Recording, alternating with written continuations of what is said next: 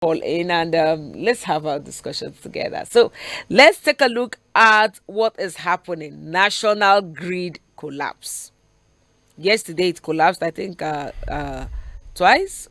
National grid, it's the whole of this year, it has collapsed about 11 times, if I'm not mistaken, 11 to 12 times. So, what do you see happening? Let me come to you, Venerable. What do you see happening? Why did this on national grid? Waiting happen to the point that the federal government, has ordered an overhaul because the TCN is already fearing more breakdowns, more. So, what exactly do you see playing out in Nigeria? Well, inefficiency has been a hallmark in Nigeria's system, and it is very, very unfortunate. And in fact, the matter of AEDC is something difficult to understand. It's like also like the fuel matter.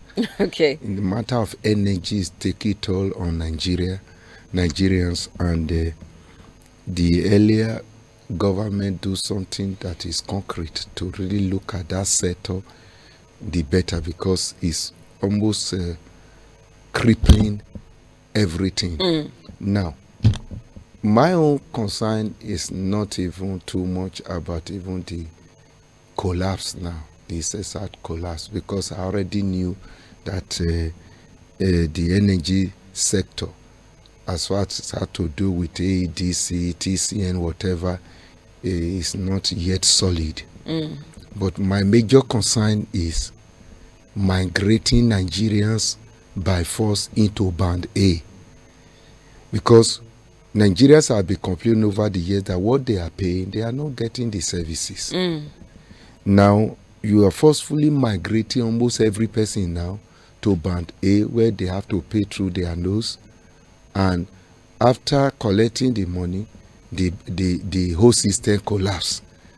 You say, okay, what is the idea behind Band A?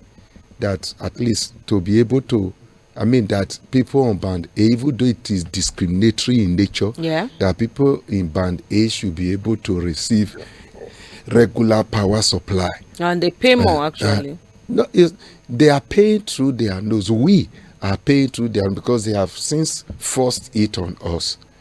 Even where I am, and as a parish, that almost every kobo from our church offering now goes into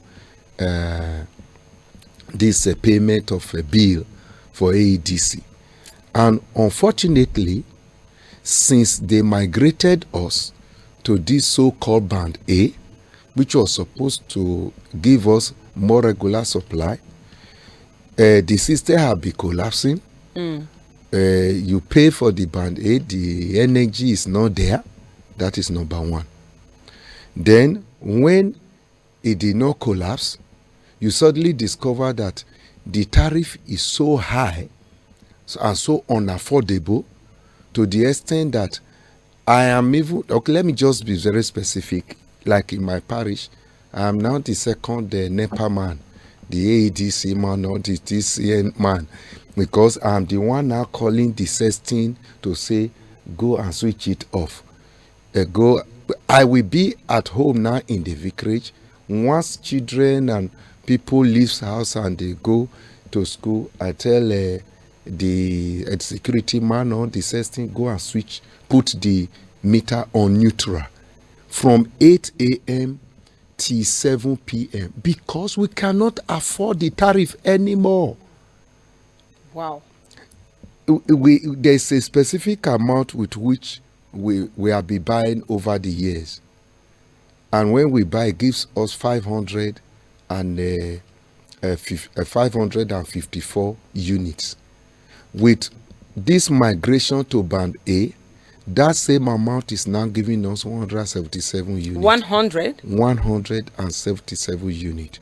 So that same amount we are paying, we are using to buy the unit, is covering only 2 days now. That is, it covers 3 days if I apply that, switching it off by myself and switching it on only in the night when they are available.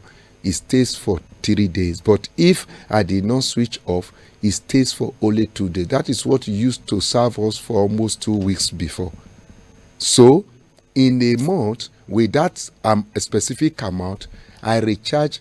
With this switching it off by myself, I recharge a minimum of 10 times. That is 33 days. 33 days. So minimum of 10 times to be for a month. And I can tell you, I don't want to mention the naira for some certain reason, but I can tell you, when you put it together, the total offering we have in the week and the number of times we recharge with that amount, we discover that we have to look for money elsewhere to add to the total offering of that very week to be able to cover that. So where do we go from there as a church? Then I ask myself, if this is what band A is all about, that you say you want to migrate people to band A so that they have regular power supply, and the tariff is so high now that we are now the one offering the light by ourselves, that we don't even get as much as we were enjoying the light before, then what have we done to ourselves?